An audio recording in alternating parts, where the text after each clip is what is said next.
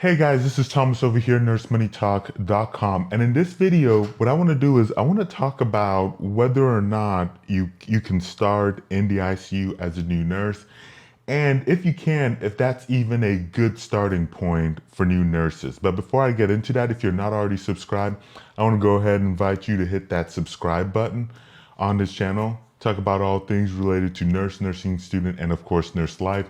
And then also, real quick, if you are a new nurse and you're just fresh out of nursing school, I want to encourage you to check out the new Nurse Academy.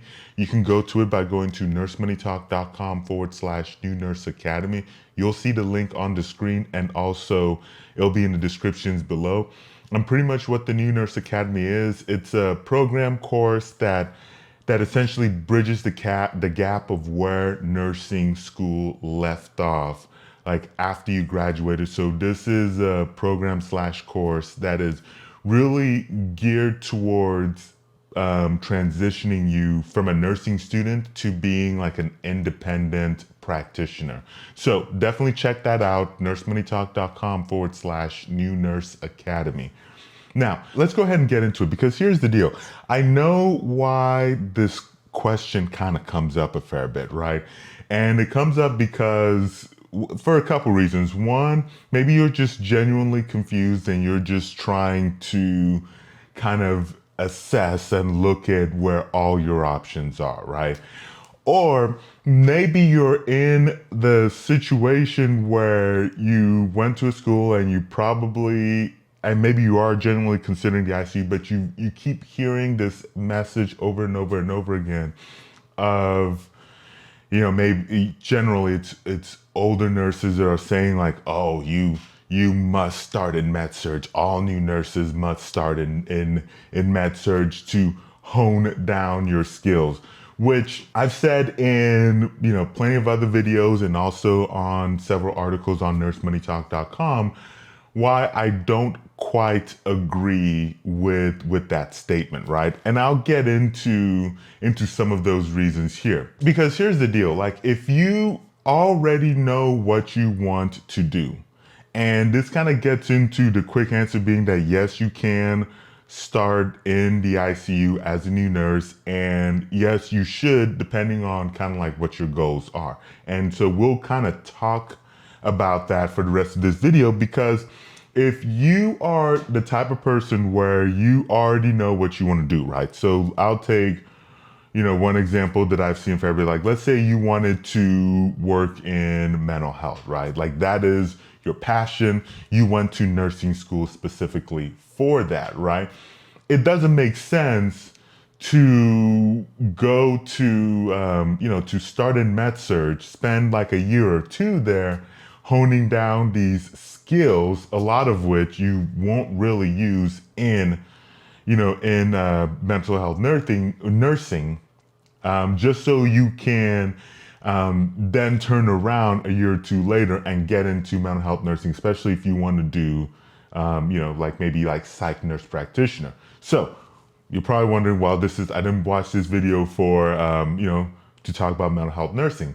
I'm getting to the ICU part. And so now let's come back to the ICU. I want to use that example, if you will, if you want to call it a extreme example or a different example, to help kind of bring it to this point. So if you know you want to do ICU nursing, like this is what you went to school for. You wanted to do critical care, like maybe you had a family member in the ICU, and that is the area of nursing that that you're passionate about, that you're interested in. It doesn't really make a whole lot of sense for you to go to another area for 1 or 2 years or whatever, just so you can then try to find your way back into the area you actually want to be in. It's one thing if you can't get into it, because ICU nursing, especially for new grads, can be pretty competitive to get into, especially depending on what hospital system you want to get into.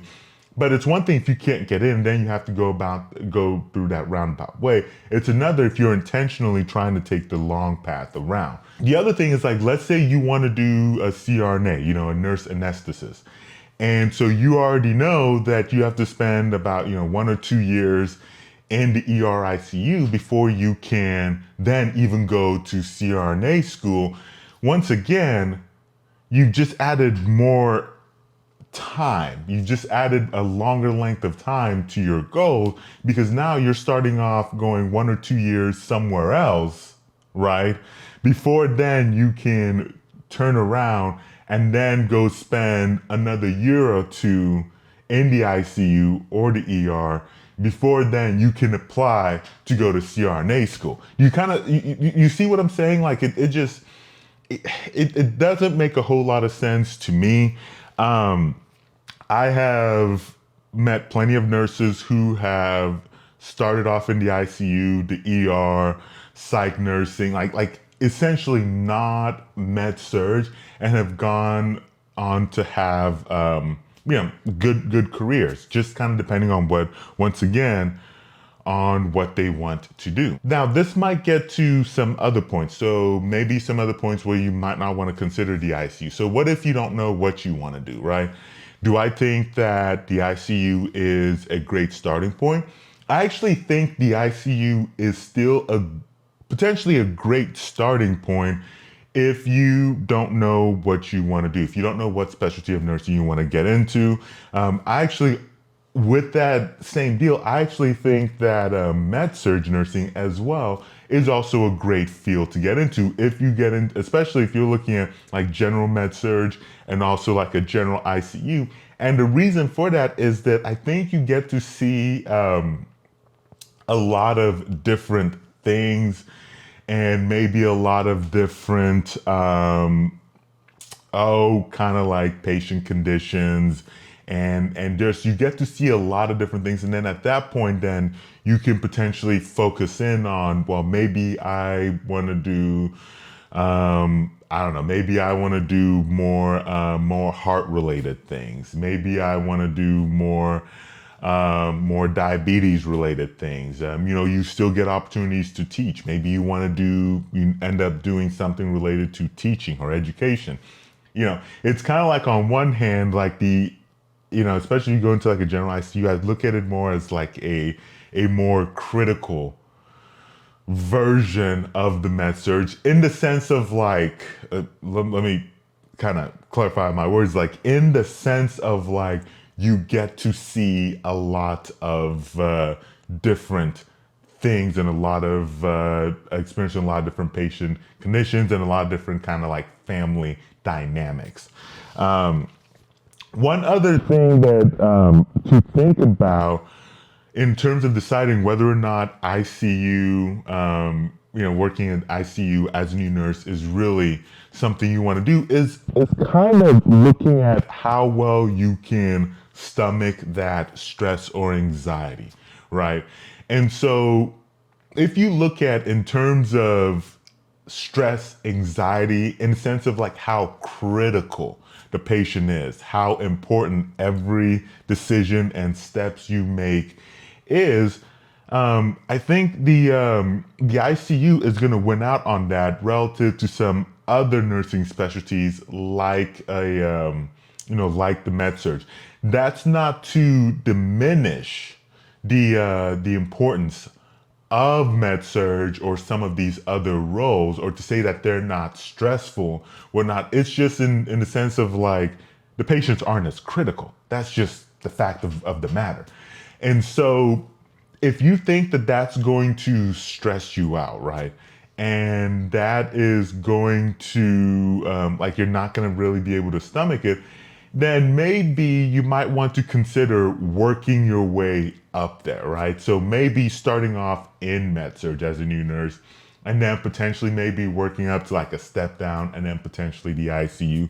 That is a good option. Something else that I think some new nurses might think about in terms of the ICU and critical, patients who are more critical is thinking, are you going to get paid more if you are an ICU nurse, starting off as an ICU nurse relative to like med surg or some of these other areas? And the answer to that is maybe, maybe not, just depending, right? And so here's what I mean by that is that when you start off, and this is, first of all, this is really going to be very dependent on how your facilities work and function. But I'll give you an example of some of the stuff that I've seen in facilities I've worked in, or kind of like some of the stuff that that I've kind of heard that's gone on. And so when you come in some of these facilities, right? And so when you get hired on, you're gonna be pretty much be put in on a scale of being a new grad based on whatever the scale the hospital has for new nurses.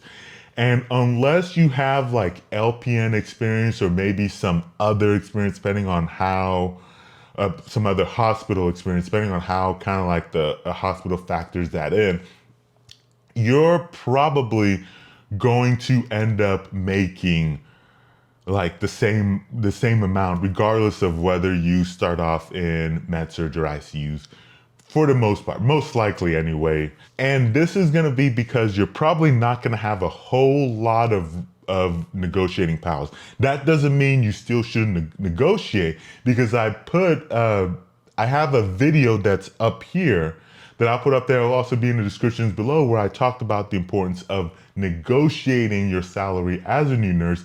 And even though you may or may not be successful at it, especially if you have like no experience whatsoever, that I think is just important to kind of build up those muscles of negotiating your pay. And so what's going to end up happening is you'll be put into, and so you'll get this kind of like this pay based on your no experience, regardless of where you start off in. And so what ends up happening for some facilities is that they might have like an ICU bonus.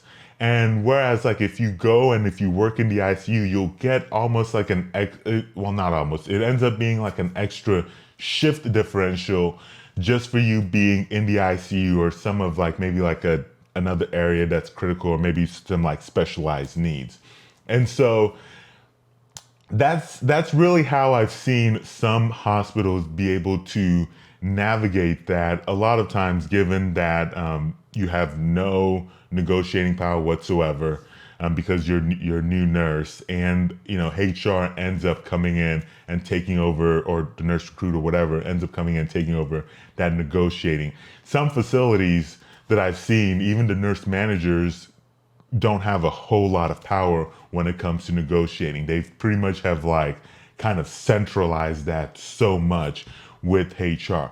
So, this is, I do like to talk about money topics. And so I do think that bringing in the money aspect is important as well. So just kind of some things you should really keep in mind at that. So if you have, any questions on that, let me know in the comment sections below. If you are looking for a job, make sure to check out the job board on Nurse Money Talk by going to nursemoneytalk.com/jobs.